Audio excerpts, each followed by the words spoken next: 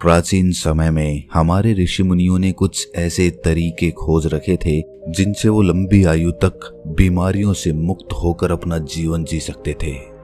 आज की इस वीडियो में हम उन नियमों में से सबसे प्रमुख नियम का उल्लेख करेंगे जो बेहद ही आसान है और जिसे अपनाकर कोई भी व्यक्ति, आदमी या औरत, बूढ़ा या बच्चा, कोई भी इसे अपनाकर एक बीमारियों से मुक्त स्वस्थ जीवन जी सकता है।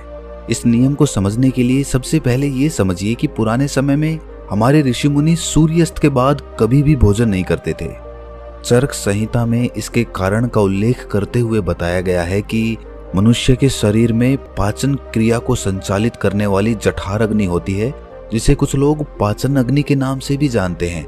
और ये जठर अग्नि यानी कि पाचन अग्नि सूर्य के संपर्क के साथ ही अच्छे तरीके से काम कर पाती है। और जब सूर्यास्त के बाद कोई मनुष्य भोजन करता है तो रात के समय उसकी पाचन अग्नि सक्रिय नहीं होती है, जिसके कारण धीरे धीरे पाचन क्रिया का काम बाधित होने लगता है और इसी कारण समय के साथ शरीर में बीमारियों का जन्म होने लगता है। यहीं से ही सभी बीमारियों का मूल पैदा होता है। अगर इस मूल को यहीं पर खत्म कर दिया जाए, मिटा दिया जाए, तो एक शरीर जीवन भर बीमारियों से मुक्त रह सकता है। अब समझने की बात यह होती है कि जब हमारी जठर अग्नि यानी कि पाचन अग्नि अच्छे तरीके से काम नहीं करती है तो हमारी प्राण शक्ति को काम करना पड़ता है और हमारी प्राण शक्ति एक बार में एक ही कार्य अच्छे तरीके से कर सकती है। जब हमारी प्राण शक्ति पाचन क्रिया में लग जाती है तो हम गहरी नींद नहीं ले पाते हैं और इसी वजह से 8-8, 10-10 घंटों की नींद लेने के बाद भी कुछ लोग सुबह उठते हैं तो थका थका महसूस करते हैं। इसका कारण यही होता है, प्राण शक्ति की जो ऊर्जा रात के समय हमारे शरीर को अंदर से ठीक करती है, उसे रिपेयर करती है, तो यही ऊर्जा रात के समय जब मनुष्य सोता है उस समय ये उसके शरीर की बीमारियों को ठीक करने में अपना समय लगाएगी और धीरे धीरे समय के साथ आपका शरीर अपने आप अपनी बीमारी ठीक कर लेगा।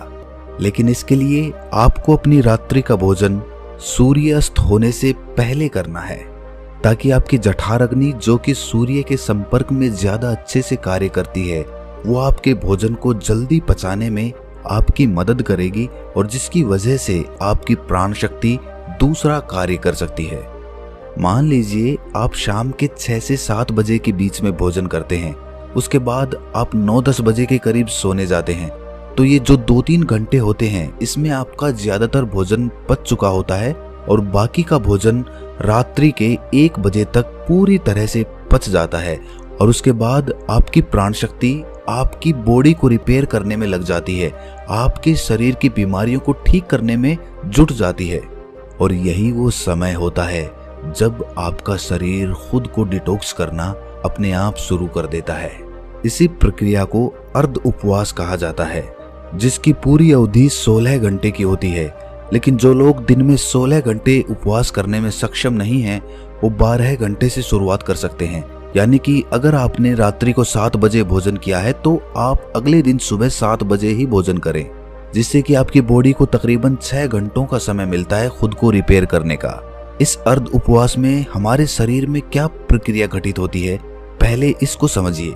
जब हम अर्ध उपवास करते हैं तो हमारे शरीर को पूरी तरह से भोजन नहीं मिलता, इसीलिए शरीर अपनी जरूरतों को पूरा करने के लिए अपनी कोशिकाओं में जो बैक्टीरियाज होते हैं उनको ही खाना शुरू कर देता है और इसी वजह से हमारी कोशिकाओं का अपने आप शुद्धिकरण होने लगता है। वैज्ञानिक भाषा में इसे ऑटोफेजी कहा जाता है, जिसका मतलब होता है बॉडी को सेलुलर लेवल पर डिटॉक्स करना। सिर्फ 21 दिन के लिए जो मनुष्य इस प्रक्रिया को अपना लेता है उसकी त्वचा में निखार आने लगता है, उसके बाल गिरने कम हो जाते हैं, सुबह अच्छी ताजगी होती है, रात को नींद गहरी आती है और मानसिक तनाव बिल्कुल मिट जाता है। कुछ लोगों को लगता है कि अर्ध उपवास करने से उनका शरीर कमजोर हो जाएगा, लेकिन अर्ध उपवास करने से शरीर का फैट कम होता है, मसल्स लॉस नहीं होता और मसल्स लॉस नहीं होता इसीलिए शरीर की क्षमता अपने आप बनी रहती है। अब तक आप ये समझ चुके हैं कि आपकी प्राण शक्ति आपकी बीमारियों को दूर करने के लिए किस प्रकार कार्य करती है, किस समय आपको भोजन करना चाहिए ताकि आपकी प्राण शक्ति पूरी ऊर्जा के साथ काम कर सके। ये हम समझ चुके हैं, लेकिन इसके बाद जो समझने वाली बात है वो ये है कि आज के समय में काम करते करते आदमी अपनी दैनिक दिनचर्या बिल्कुल छोड़ देता है। वो किस प्रकार सही समय पर भोजन करे अगर वो रात के समय काम करता है तो वो किस प्रकार भूखा रहे क्योंकि उसे तो आदत हो चुकी है रात के समय देर से खाना खाने की। और कुछ लोगों के साथ समस्या ऐसी है कि वो भूखे नहीं रह सकते, थोड़ी थोड़ी देर में उन्हें भूख लगती रहती है। तो ऐसे लोग किस प्रकार इस प्रक्रिया का लाभ उठा सकते हैं? देखिए, अगर आप 16 घंटे का उपवास कर रहे हैं तो उसके लिए आपको बीच बीच में कुछ लिक्विड चाहिए जिससे आपकी बॉडी भी हाइड्रेटेड रह पाए और आपके शरीर की डिटॉक्स करने की प्रक्रिया भी तेज हो जाए। शुरुआत में अगर आप अपना रात्रि का भोजन 7 बजे कर लेते हैं तो आपको 10 बजे तक भूख लगेगी ही लगेगी। उस समय जब आपको भूख लगे तो उस समय आप नारियल पानी पी सकते हैं। इससे शरीर में बहुत सारे लाभकारी फायदे भी होंगे और आपकी डिटॉक्स की प्रक्रिया तेज हो जाएगी। इसके अलावा आप कॉफी भी पी सकते हैं। और जिन लोगों का वजन ज्यादा बढ़ा हुआ है, जो अपने वजन को कम करना चाहते हैं, ऐसे लोग थोड़े गर्म पानी में 1 नींबू निचोड़कर उसको पी सकते हैं। इससे उन्हें अद्भुत लाभ होंगे। कुछ ही दिनों में वो पाएंगे कि उनके शरीर का वजन कितनी तेजी के साथ घट गया है। लेकिन जिन लोगों को ठंड जल्दी लगती है, जुकाम जल्दी होता है, खांसी हो जाती है, बुखार हो जाता है, तो ऐसे लोग रात में पानी में नींबू निचोड़कर कभी ना पिएं। रात को त्रिफला चूर्ण भी लिया जा सकता है जो कि बहुत लाभकारी होता है। मैंने अपनी बहुत सारी वीडियोज में उसके बारे में चर्चा की है और किसी वीडियो में उसके बारे में पूर्ण तरीके से हम चर्चा करेंगे। वो आपके शरीर को डिटॉक्स करने में उसकी बहुत सहायता करता है। सुबह आपका पेट अच्छे से खाली होगा अगर रात को आप त्रिफला चूर्ण लेकर सोते हैं तो। जिन लोगों को डायबिटीज या फिर शुगर की प्रॉब्लम रहती है, ऐसे लोग अर्ध उपवास पूरा करने के बाद जब अपना पहला भोजन करते हैं, यानी कि सुबह ब्रेकफास्ट जब वो करते हैं, तो हल्के गर्म पानी में एप्पल साइडर का विनेगर, दालचीनी का पाउडर और ऊपर से 1 नींबू निचोड़कर पी सकते हैं। इससे उन्हें डायबिटीज में बहुत राहत मिलेगी और कुछ ही समय में उनके रिजल्ट्स बिल्कुल चेंज हो जाएंगे। उनका शुगर लेवल, डायबिटीज बिल्कुल मेंटेन होने लगेगा। जिन लोगों को हार्ट की प्रॉब्लम ज्यादा रहती है, ऐसे लोग सुबह ब्रेकफास्ट में घिया या फिर कद्दू का जूस ले सकते हैं। ये उनकी त्वचा के लिए, उनकी बॉडी को डिटॉक्स करने के लिए और हार्ट के लिए सबसे ज्यादा बेनिफिशियल होता है। जिन लोगों का डाइजेशन ठीक नहीं होता है, ऐसे लोग पानी में अजवाइन और जीरा गर्म करके उस पानी को ठंडा करके पी सकते हैं। इससे उनकी पाचन क्रिया बहुत सुलभ हो जाएगी। और जिन लोगों को अर्ध उपवास करने में दिक्कत होती है, बार बार भूख लगती है, तो ऐसे लोग हल्के गर्म पानी में शहद मिलाकर पी सकते हैं। ये उनकी भूख को मिटा देगा और उनके शरीर को डिटॉक्स करने में बहुत मददगारी साबित होगा। कुछ लोग जल्दी रिजल्ट्स पाने के लिए हफ्ते में 2-2 दिन उपवास करते हैं, लेकिन फिर 5 दिन पेट भर भर के भोजन करते हैं। इससे उनको जल्दी रिजल्ट्स तो मिल जाते हैं, लेकिन ज्यादा समय तक ऐसे रिजल्ट्स टिकाऊ नहीं होते। अर्ध उपवास यानी कि इंटरमिटेंट फास्टिंग धीरे धीरे रिजल्ट दिखाती है, लेकिन इसके जो रिजल्ट होते हैं वो परमानेंट होते हैं। इसमें ऐसा नहीं होता है कि जैसे ही आपने फास्टिंग करनी छोड़ी वैसे ही आपका फिर से वही हाल हो गया। इसमें एक बार आपके शरीर को जो फायदे हो गए वो बहुत समय तक मिटते नहीं हैं। देखिए, हर कोई इंटरमिटेंट फास्टिंग यानी कि अर्ध उपवास कर भी नहीं सकता है, क्योंकि जो स्पोर्ट्समैन होता है, जो खेल कूद में होते हैं, उनके शरीर को रेगुलर डाइट चाहिए होती है, क्योंकि उनके लिए हेल्थ से ज्यादा परफॉर्मेंस जरूरी होती है।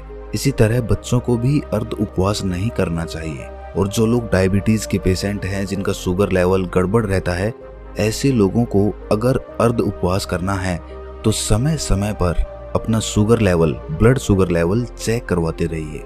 जो लोग अर्ध उपवास का सही तरीके से पालन करते हैं, उनके शरीर की 80% बीमारियां खुद ही ठीक हो जाती हैं। और जिन लोगों को कोई बीमारियां नहीं होती, ऐसे लोग अर्ध उपवास करके अपनी बॉडी को डिटॉक्स कर सकते हैं, जिससे कि भविष्य में उनको कोई बीमारियां नहीं होंगी। यही हमारे ऋषि मुनियों का जीवन भर स्वस्थ रहने के लिए अचूक मंत्र था, जिसका आयुर्वेद चरक संहिता हर जगह उल्लेख मिलता है। चरक संहिता में अर्ध उपवास के साथ एक और नियम जोड़ा गया था, लेकिन वो आज के समय में संभव नहीं है। लेकिन फिर भी मैं आप लोगों के सामने उसका उल्लेख करना चाहता हूँ, शायद कुछ लोग उसका पालन कर पाएं। और अगर आप पालन कर पाते हैं या नहीं भी कर पाते हैं तो कमेंट सेक्शन में जरूर बताना। देखिए, पुराने समय में जो खाना पकता था वो मिट्टी के बर्तनों में पकता था, और ये बहुत जरूरी होता था कि उस खाने को पकाने के लिए उसमें वायु का स्पर्श हो उसमें प्रकाश का भी स्पर्श हो, उसमें अग्नि का स्पर्श हो और उसमें मिट्टी का भी स्पर्श हो। अब उस समय मिट्टी का तो बर्तन ही होता था, अग्नि का स्पर्श खाने को पकाने के लिए दिया जाता था। अब सूर्यास्त से अगर पहले खाना पकेगा तो उसमें प्रकाश का भी स्पर्श आ जाएगा और वायु का भी स्पर्श आ जाएगा, क्योंकि खाना प्रेशर कुकर में नहीं पकता था, खुले बर्तन में पकता था, जिससे वायु उसको स्पर्श कर सके। लेकिन आजकल की जीवन शैली में ये संभव नहीं है, इसीलिए कम से कम हम अर्ध उपवास करना तो सीखें। चाहे हम उस तरह का भोजन तैयार नहीं कर पा रहे, लेकिन अर्ध उपवास करके अपने शरीर को फायदा तो पहुंचा सकते हैं। दोस्तों, हमारा उद्देश्य आपको हर तरह के डॉक्टरों से दूर रखना है। हम चाहते हैं कि आप अपने शरीर का विज्ञान खुद सीखें, खुद उसके चिकित्सक बने, क्योंकि हर इंसान का शरीर अलग होता है और हर इंसान जितना अपने शरीर को खुद पहचानता है, दूसरा कोई नहीं पहचान सकता। इसीलिए खुद पर विश्वास करिए और जो भी नियम मैं आपको बता रहा हूँ, बस कुछ दिनों तक उसका पालन करके देखिए। कोई पैसा नहीं लगेगा, फ्री का उपचार है, करके देख लो और उसके बाद आप अपने जीवन में क्या बदलाव महसूस करते हैं उसको कमेंट सेक्शन में लिखकर जरूर बताएं, क्योंकि यही हमारा पुरस्कार होता है। तो दोस्तों, कैसी लगी ये वीडियो आपको कमेंट सेक्शन में जरूर बताना, और अच्छी लगी हो तो इस चैनल को सब्सक्राइब करके नोटिफिकेशन बेल को जरूर प्रेस कर देना। तो मिलते हैं अगली वीडियो में, तब तक के लिए अपना ख्याल रखें।